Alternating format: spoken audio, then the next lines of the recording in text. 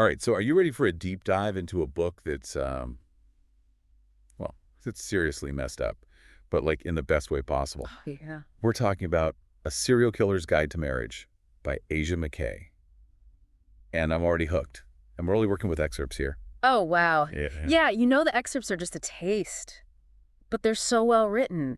You instantly get sucked into this world. It's like peeking into someone's diary Yeah, and finding out they're not who you thought they were. exactly.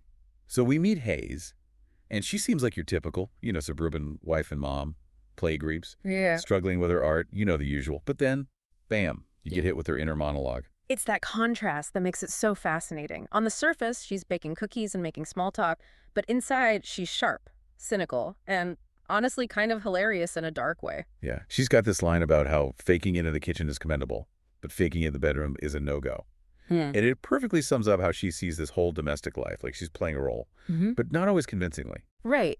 And you get the sense that this role she's playing is maybe a way to cope with something much darker.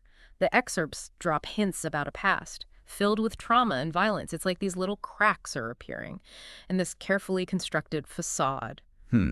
That's where the character of Maddie comes in, right? Yeah. He was Hayes' best friend from art school, and his death seems to be a major turning point in her life. Definitely. Even though he's not physically present in the excerpts, Maddie's influence on Hayes is palpable. You can tell he was a huge part of who she is, both the artist and the darker side. We're saying. Okay, Yeah. which brings us to the whole serial killer thing. It seems like Hayes is targeting men who've done terrible things, almost like a vigilante, but even more complex than that. Yeah, that's the question Mackay raises, isn't it? Is Hayes driven by a genuine sense of justice? Or is it something more twisted? The excerpts don't shy away from the brutality of her actions, so it's not like she's romanticizing it. Right. And how does she balance that darkness with being a mom?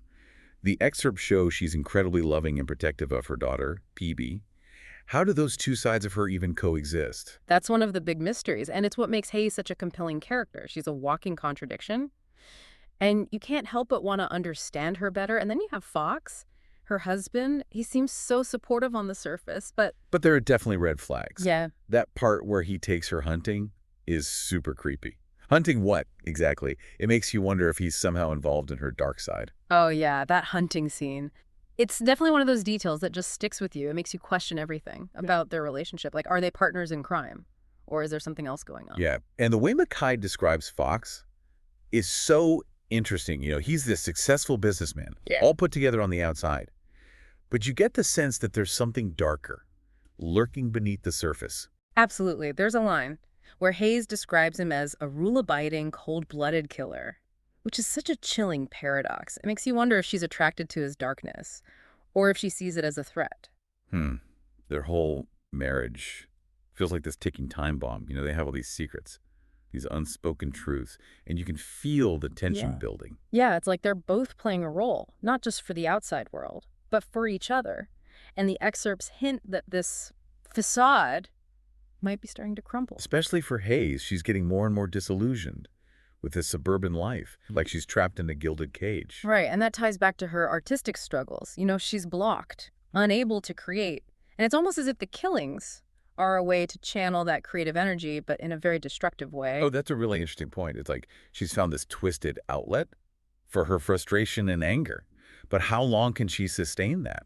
How long can she keep these two worlds separate? I mean, that's the question that Yeah. Mackay is exploring. And it's what makes this book so gripping. It's not just a thriller. It's a psychological deep dive into the complexities of identity, marriage, and the choices we make when we're pushed to our limits. Yeah. And then there's the whole mystery. Surrounding Hayes' past, we know it was traumatic, but the details are still murky, like how much of what we're seeing Yeah. is a direct result of those experiences. That's a crucial question. The excerpt suggests that Hayes is haunted by her past, that it's shaping her actions in the present. But it's up to the reader to piece together those fragments and decide how much weight they carry. It's like Mackay is giving us a puzzle, but she's withheld a few key pieces. And that just makes you want to solve it even more. Like you can't just read this passively. You have to actively engage with the story. Exactly. And the excerpts end on this incredible cliffhanger. We're left with Hayes driving off to meet Fox, and the stakes are higher than ever. It's clear that something major is about to happen, but we're left in suspense. Ugh, and that's where we have to leave it for now. But I don't know about you. I'm dying to know what happens next.